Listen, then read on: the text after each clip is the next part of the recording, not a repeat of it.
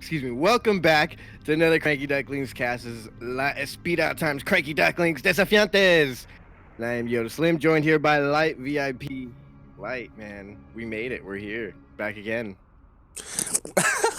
We are back. We are here, and this is pretty interesting. We have a pretty unique bracket here today.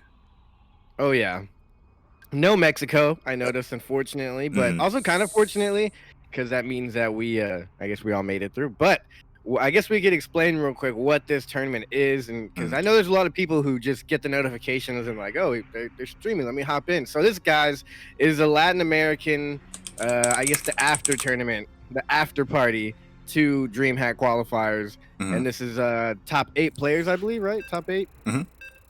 Yeah, the top 8 people who didn't qualify but did pretty good. They have a point system and everything, right? And how they. Oh yeah. They assign points to every single qualifier depending on where you landed, you know, how far you got. So people who sign up for multiple qualifiers had better chances. But yeah, I feel like a lot of these players that we see here, we don't usually in Desafiantes. Like, part of it, I think part of it has to do with, like, you know, like Paco, Mike, and Eggs. Like, they both qualified, right? And last time they were in Desafiantes. So yeah, you know, things worked out a little bit better this season. Yeah, I think things are changing. Like, it's a little snowball effect because, like, Cham qualified, and then there's only one qualifier at the end now.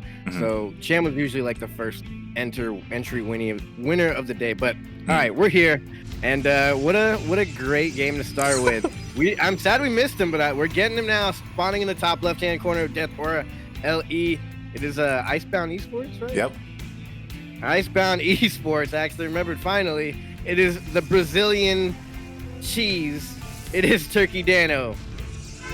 The turducken. We cast him once, right? Just a couple of times. I forgot that. I just remember saying turducken last time we casted. We have in the bottom right hand corner of Death Aura LE, currently getting cannon rushed. Of course he is. We know it. We love it. He is the other Brazilian Protoss player, the other side of the coin, representing the team The Bad. It is nanO. Now this is interesting. We have like a really good, solid player out of Brazil, and then we have the amazing Caesar. We're getting both ends of the spectrum. So we'll see who is better, the standard guy who defends the cheese, or the cheeser himself. Exactly. Like, I look at nanO and I want to say he's the best Protoss player in Brazil, but TurkeyDano, he's like the Haas, you know, of Brazil, and it's like, if he's good enough with the cheese, then he can take you out. I guess this is kind of the test right here. Who is the best Protoss in Brazil? I'd like to see, but God, he knows what to do in every matchup. Oh God, it's absolutely disgusting. He's got his cannon up on the low ground. He's trying to protect his hands on the high ground, and the Zealot's gonna get up. How is he that good? Wow. This is it, I think that's game 1. There's nothing else in production. The Stalker only just started, and now the cannon's about to finish up to get onto the manure line. Yeah, he's gonna put one shield battery down, but that's not gonna. Yeah, that's GG. it. Wow. We barely got through the intros. That's great. That's everything I asked for. It's beautiful. Was he super cheesy when he cast him? I feel like for some reason I just blanked out on his cast that we did. On TurkeyDano? Yeah. So he played against Eggs, and if you remember, every single game, Eggs he 12 pulled, and he actually shut down the cannons every single time. With the 12 that's pool. what it was. Yeah, he shut it down super fast. Yeah, I do remember that. Okay. That's probably why I didn't remember it, because Eggs wrecked him, from what I recall. Yeah, he did. It was cool because in DreamHack Fall, obviously Jim, he had his response, which was like a more roach response, and that's what Eggs adopted in Desafiantes Fall, and that's when Eggs wrecked Turkey. But in Winter, it's like Eggs refined it. He found his own style with the early pull. Yeah. Yeah, Eggs, and that's the thing that we got from that, in my opinion, is Eggs is like, I used to say I didn't know what his style was, now I know what it is. He's the best with the lings. He always has the lings. He was going for that fast lings, +1 melee a lot. That was interesting. But we're getting into a PvP, man. What do you think about this here? You think nanO's done for?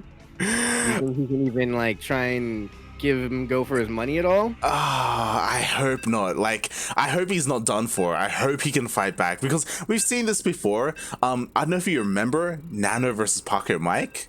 I want to say that may have been Desafiantes fall. It was absolutely just awful. It was heartbreaking to see Pocket Mike absolutely just get trounced by TurkeyDano. Like, there were cannon rushes all over. Like, TurkeyDano even like proxied him on Eternal Empire, and Pocket Mike just fell over and died. Like, it was so heartbreaking to see, and it could happen again to nanO. Yeah, we'll see. It happens to the best of them at times, and spawning in the bottom right-hand corner, switching it up this time, the non-cheesy player, the guy who's trying to stick to his guns no matter what, from Brazil, playing for the bad clan, it is nanO. And spawning in the top left-hand corner of Romanticide LE, we have the Brazilian Protoss player representing Icebound Esports. It is currently, oh, what's he gonna throw down? Cannon rushing. It is TurkeyDano. I just don't get why you don't anti-cannon rush. Right? Like, look, okay. We've casted NA Contender before, and even like at the Masters level, if you know someone's cannon rushing you because that's what they do, mate, just throw down your own forge, right? Yeah.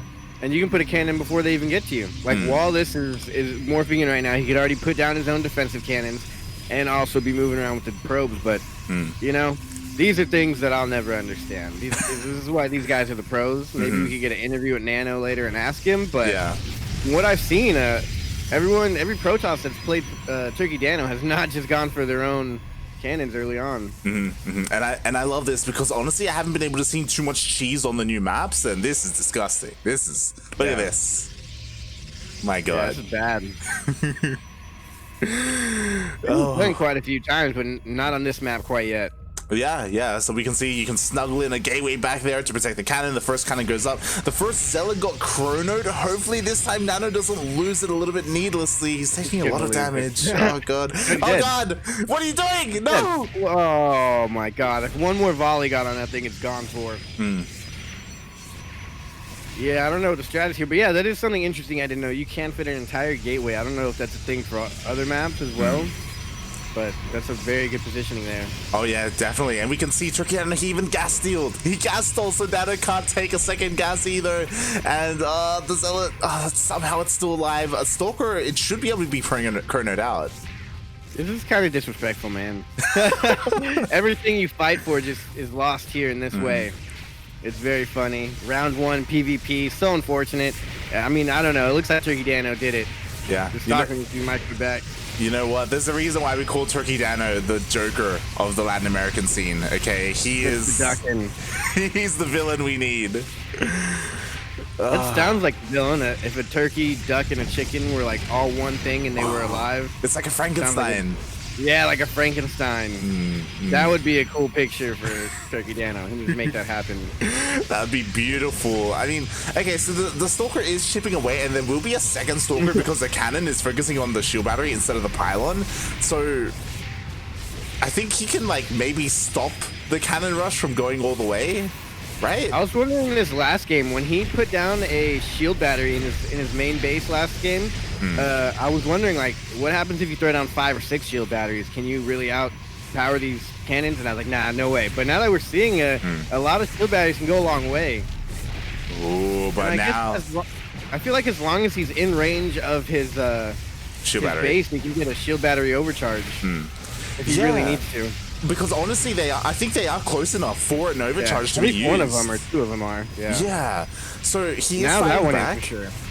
The problem is that he already lost one of his Stalkers, and now there's shield batteries to defend, and yeah, it was just gonna be a slow loss from there. TurkeyDano was just gonna get more and more Stalkers as time went on. I wonder how that shield overcharge would have played in here, but yeah, that's a lot to micro. Even though these guys are really good, that's a lot to micro there. GG. And you know what? I imagine that Zions versus Destroyer TT are still in game 1. Right. We have a tournament that can do both. Oh god. And just like that, mate, I feel I feel bad for nanO. He's like, Feels bad, man. Feels bad. oh my god! It's like, you know what? You've made it. You've been seated. You've been invited to Desafiantes. Been invited. Yeah. They invited you to Desafiantes.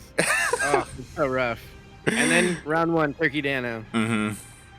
I guess it's the kind of that wild card for anyone. Anyone who plays him is pretty much, I don't want to say done for, but he won last time, I believe. So, from what I remember, TurkeyDano took the cake. Yeah. As you know what, let's have a look at that here as I link it in our Discord. Because if you recall, TurkeyDano, this was the one where he blazed his way through. He absolutely demolished Paco Mike. Oh. But if I'm looking at the bracket now. yeah, if you remember, this was the event where this was just after the DreamHack qualifiers, and Jim took down TurkeyDano, and Eggs was actually studying Jim's play, and then he adopted how Jim was dealing with it, and then he absolutely just countered Turkey. Yeah, that's great. Yeah, there's been so many games, they all kind of run together in my brain, but when I look at the bracket and I see it, I'm like, oh yeah, I do remember that. That's crazy. But I mean, I'm glad that Eggs qualified for DreamHack, because now that means there's kind of like a more fair event, I would say, as far as Desafiantes goes.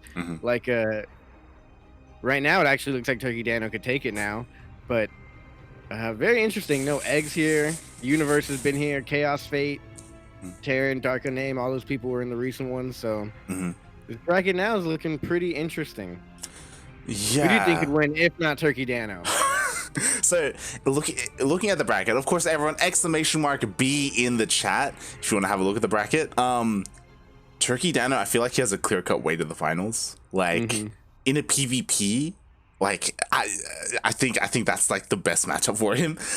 Yeah, I think we just saw what he does in the PvP. yeah. So you know what? Funara Dastan, because Dastan is in the chat. Like, he was watching, mate. You better have a better response to this, mate. Like, if you make it to the finals against TurkeyDano, like, you can't go out like this. Tell us why they don't anti-cannon. If you're still watching Dastan, let us know. Why don't they go for their own cannons? Oh god. So yeah, I mean, there we have it. So I think the lower half of the bracket is a little bit harder. Like, I think it's kind of up in the air between like Dastan and Chaos Fate. Yeah,